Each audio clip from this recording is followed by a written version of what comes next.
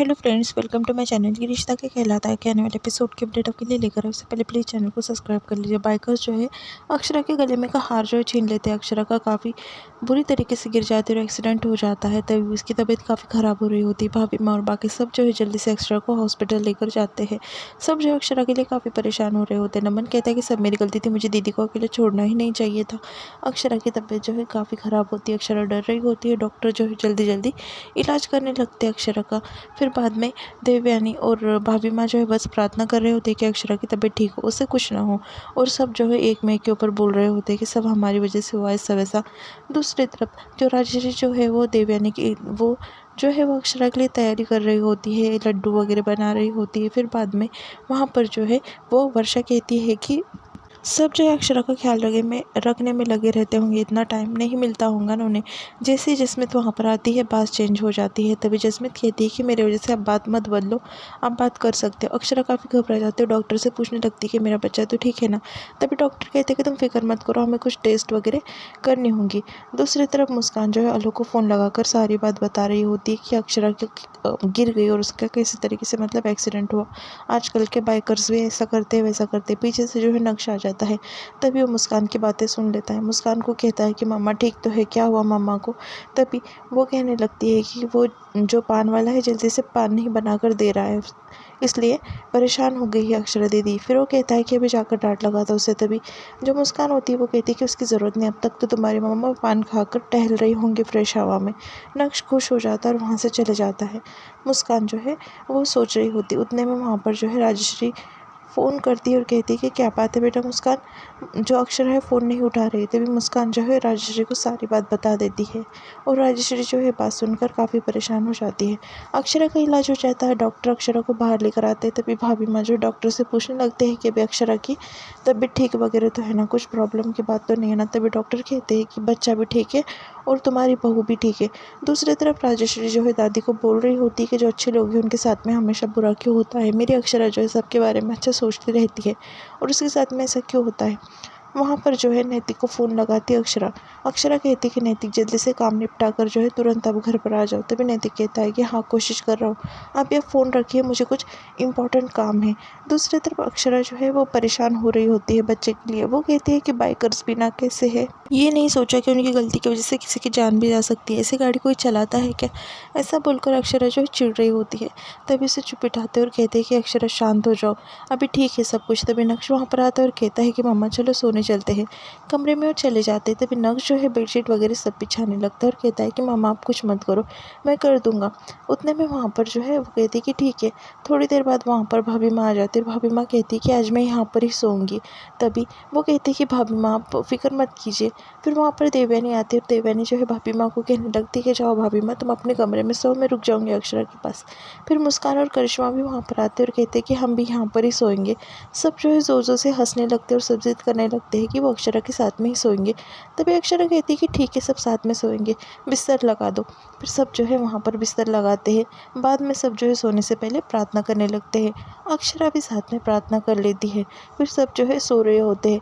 अक्षरा को नींद नहीं आती। अक्षरा जो है बार बार करवट बदलने लगती है।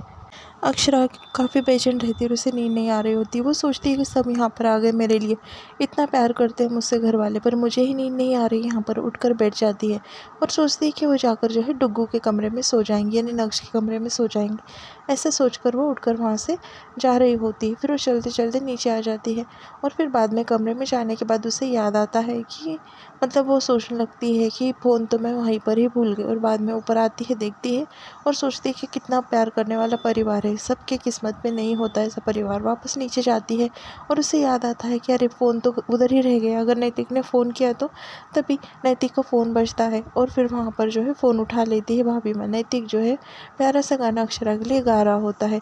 सब जो है काफ़ी ज़ोर ज़ोर से हंसने लगते हैं गाने के ऊपर और अक्षरा को भी काफ़ी अलग फील होता है। फिर नैतिक फ़ोन कट कर देता है। देवयानी जो है अक्षरा को चिढ़ाते हुए कहती है इसलिए हमें यहाँ पर सोने से मना कर रही थी। तभी अक्षरा फ़ोन ले लेती है और कहती है भाभी माँ आप भी, और वहाँ से जो है चली जाती है।